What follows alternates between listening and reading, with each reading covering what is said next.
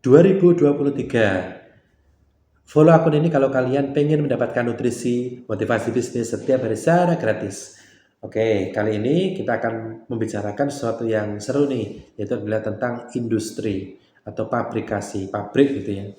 Jadi salah satu kemajuan dari Eropa pada saat itu ya abad ke 17, 18 itu kan mulainya revolusi industri. Bagaimana produsen, pebisnis itu membuat produk itu di pabrik. Jadi ini meningkatkan efisiensi yang luar biasa. Nah, kita juga sekarang cara berpikirnya juga seperti itu. Bukan hanya istilahnya memberdayakan orang gitu kan, padat karya, bukan, tapi kita harus berpikir efisien, mendatangkan sistem sehingga kita membuat produk itu menggunakan pabrik atau dengan industri, sehingga kita mendapatkan efisiensi, produknya juga lebih seragam.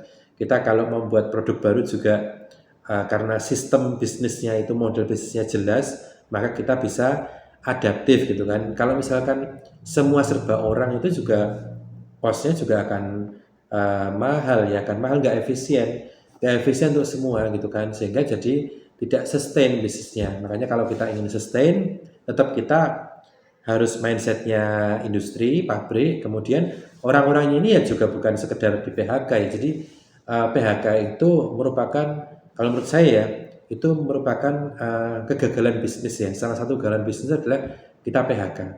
Bisa nggak sih setiap pebisnis itu yang sudah merekrut orang gitu kan, itu ya long last gitu kan, sampai kapanpun ya bekerja, karena yang penting bekerja. Nanti kapan-kapan kita bahas mengenai pengangguran, mengenai PHK. Karena yang namanya orang itu kan uh, alamiahnya itu kan bekerja ya, berkarya. Kalau nggak ada wadah tempat untuk bekerja, ada pengangguran, ada PHK, orang nggak punya uang, orang nggak bisa bekerja, orang bingung harus ngapain. Nah, itu malah jadi banyak kerugian, ada konflik sosial, konflik ekonomi dan sebagainya, itu malah tidak menguntungkan bagi siapapun.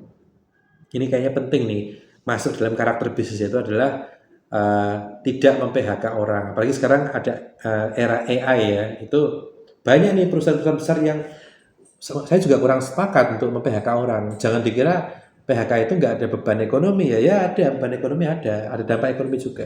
Nah, ini harus jadi perhatian kita semua. Oke, tahap 2 kali kalau kalian suka dengan postingan ini, dan kasih komentar kalau kalian ada nggak setuju gitu kan, di mana gitu. Oke, makasih ya.